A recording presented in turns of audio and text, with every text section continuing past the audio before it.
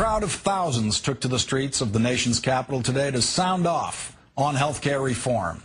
No, the Tea Partiers were home watching this one on TV. Today's demonstrators were in favor of changing the system. Americans fed up with rising premiums and the insurance executives who impose them. Today's protesters marched through downtown Washington, headed toward the Ritz-Carlton, where they hoped to make a symbolic citizens' arrest of insurance industry executives who were holding their annual meeting at the hotel. Before they set out, the crowd was cheered on by former Vermont Governor and DNC Chairman Howard Dean, also a former family physician. This morning, White House Press Secretary Robert Gibbs told ABC News that he does not believe health care reform will cost Democrats in November's midterm elections. I think this will be an accomplishment that members can be proud of, not just in this election, George, but for decades to come. We'll have finally done something on health insurance reform that means something real to American families, to small business owners that are struggling with those high costs. That's what's important to the American people. We were sent here to do something. More evidence that Democrats might be able to sell reform once it passes. In a private Democratic poll obtained by Jonathan Cohn of the New Republic, 51% of independent voters opposed reform, as did 47% of older voters. But once the benefits of reform were explained to voters, the number of independents opposed to health care legislation dropped to 39%. Among older voters, it dropped to 37%.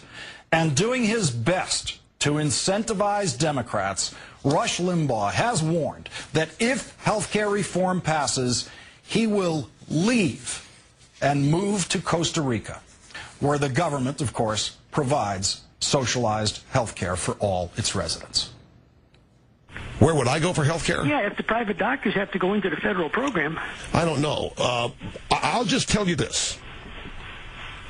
If this passes and it's 5 years from now and all that stuff gets implemented, I am leaving the country. I'll go to Costa Rica. Let's bring in the founder and publisher of Daily Kos, Markos Moulitsas. Also, of course, the author of Taking the System. Markos, in your wildest dreams, did you ever imagine the Democrats could be clever enough to write and maybe pass a health care bill that could provide coverage to 30 million Americans and get rid of Rush Limbaugh? Well, it's definitely the cherry on top, so to speak. And this is a great accomplishment, I think. I mean, it's not everything that we wanted as progressives. It's a long way towards that. But as a first step, it's actually a very, very important first step. And I look forward to all its provisions implemented in 4 years. I look forward to improvements on this legislation in those 4 years. And I definitely look forward to Rush Limbaugh leaving the country. Now, you know, when Alec Baldwin once threatened to leave the United States if Bush won re-election, Limbaugh had a great time with that, you know, went on and on about it endlessly, and specifically mocked the idea of moving to Canada because of Canada's socialized healthcare system.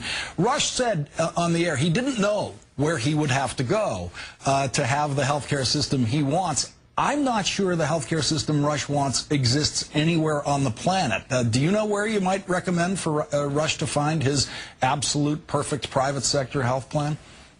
Well, it wouldn't be Costa Rica, but I'll tell you what probably would work. I think Somalia would be great for Rush. I mean, it's a libertarian paradise. Everybody has guns. There's not much of a government. There sure as heck isn't government-run health care. So I think if you're talking about Russia's worldview, I can't imagine a better place than Somalia, as long as he can find himself a nice $20 million pad in Mogadishu. Now, the sharpest criticism I have heard of the Obama bill, the Democrats' bill, came on this show last night by Dennis Kucinich. I mean, it made me wonder if Dennis Kucinich had been sitting at on the Republican side of the table at the big forum with Obama, it might have turned out differently. Kucinich criticizes this from his perspective on the left. It doesn't do enough, and he goes through and knocks down Democratic talking points point by point. How is that? How is the Kucinich position being received out there in the liberal blogosphere? Well, it's definitely a very Ralph Nader-esque approach, I think, to politics, a very unrealistic and self-defeating approach. I mean, Ralph Nader paved the way for 8 years of George Bush and wars and an attack on our civil liberties and in our economy. And I'm going to hold people like Dennis Kucinich responsible for the 40,000 Americans that die each year from a lack of health care. And I don't care if you're a Republican or you're a conservative Democrat or you're somebody like Dennis Kucinich. Fact is, this does a heck of a lot for a lot of people. And like I said, it's not perfect. It definitely needs to be improved. But it's a first step. And God knows it's taken us a long time to even get our toe in the door, given the corporate interests that are arrayed against any kind of real reform. So I think this is a first step. It's definitely not the end of the path. It's not the ideal solution. But we are our foot's in the door. And if somebody like Kucinich wants to block that, I find that completely reprehensible. Now, is it reprehensible enough to mount a primary challenge against him? We've seen that some Democrats are dissatisfied with Blanche Lincoln on the moderate side, being too moderate. They want to challenge her in a primary. Is it possible to be too liberal and not practical enough and therefore merit a challenge in a primary, especially if Dennis Kucinich votes, as he promises he will, votes against this bill in the House of Representatives? Yeah, absolutely. I don't think he gets a pass. I don't care what his excuse is. Fact is, this is a good first step. And he's elected not to run for president, which he seems to do every 4 years. He's not elected to grandstand and to give us this ideal utopian society. He's elected to represent the people of his district. And he's not representing the uninsured constituents in his district by pretending to take the high ground here. What he's doing, he's undermining this reform. He's making common cause with Republicans. And I think that's a perfect excuse and rationale for a primary challenge. Markos Moulitsas of the Daily Kos, thanks for your time tonight. Thank you very much.